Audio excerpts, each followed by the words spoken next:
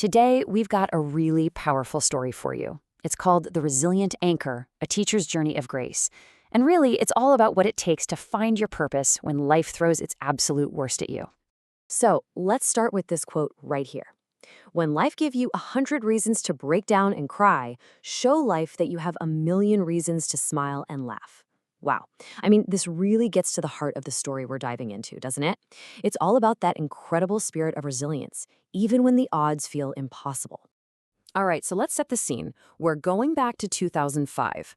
I want you to picture a teacher brand new to her career. She is just full of that infectious optimism, confident, independent, and just ready to take on the world. You can almost see that sparkle in her eye.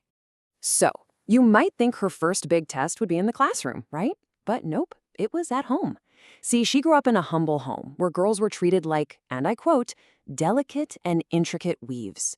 Then she marries into a family with a totally different worldview, a forthright family where money wasn't just money, it was a stand-in for power and independence. Talk about a culture shock. And then, of course, life brings on the next big challenge, the one so many people face, trying to navigate those shifting tides of being a professional and becoming a mother. Okay, let's just break this down for a second. This timeline really shows you the stop and start rhythm of her career. She starts out all confident in 2005, then boom, her first child arrives and she takes a 2-year break.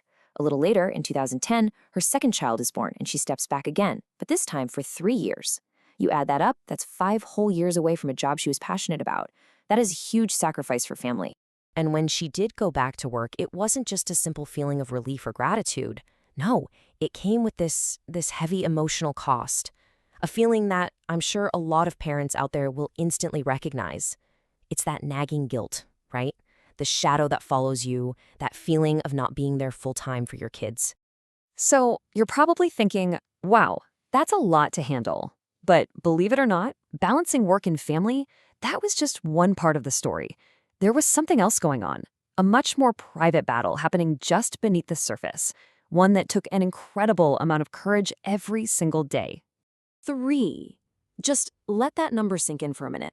3 major surgeries. And this wasn't something that was over and done with. The fight was still going. There was another one, a 4th one, still waiting for her. So this isn't just a story about a past struggle. It's her ongoing reality, a constant daily test of her strength, both physically and mentally. And while all this is happening, just look at the mountain of expectations on her shoulders. She had to be an A-plus mother, a dedicated wife, a caring sister, a loving daughter, an attentive daughter-in-law. And on top of all that, a passionate professional. She wasn't just juggling roles, she was trying to excel at every single one.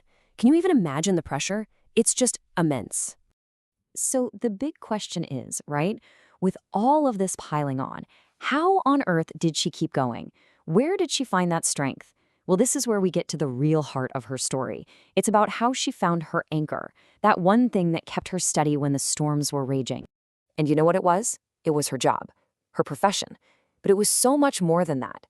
In her own words, she says, "Teaching for me has never been just a job. It is my calling." See, this wasn't about earning a living. It was about having a purpose. And that calling, empowering young minds, that's what gave her the power to rise above her own struggles. And something really amazing happened in her classroom. She would walk in, and instead of showing her pain, she channeled it into pure energy. And the kids, they saw that. They felt that passion. Her strength literally became their strength. It created this beautiful, powerful cycle of resilience. So all of this, all these experiences, they build up to the true lesson of her journey. And it's the kind of wisdom you're not going to find in any textbook, right? It's the kind that's forged in the fire of real-life adversity. And this is really the key takeaway. Her biggest lesson, not just for her students, but for all of us, is how she defines resilience. She says it's not about never falling down. It's not about pretending to be invincible. It's about the process of rising again and doing it with courage, with grace, and with compassion. It's okay for it to be messy. I just love this metaphor she uses for perseverance. She says, "When the shadows grow long, turning toward the sunshine keeps you walking." It's so true, isn't it? The shadows are going to be there. That's a given. But the trick is to intentionally, consciously turn yourself toward the sunshine, toward your purpose. That's what keeps you putting one foot in front of the other. And in the end, this whole journey became one of incredible self-discovery. All those immense challenges, they didn't break her, not at all.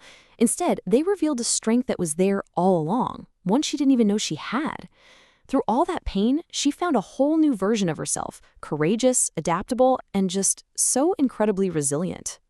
So, as we wrap this up, her story really leaves us with something to think about, doesn't it? It's like a mirror for our own lives. I want you to just take a second and pause. Think about a time when life really tested you, when you were up against pain or a huge challenge. How did you adapt? And what was that inner strength you discovered in the process?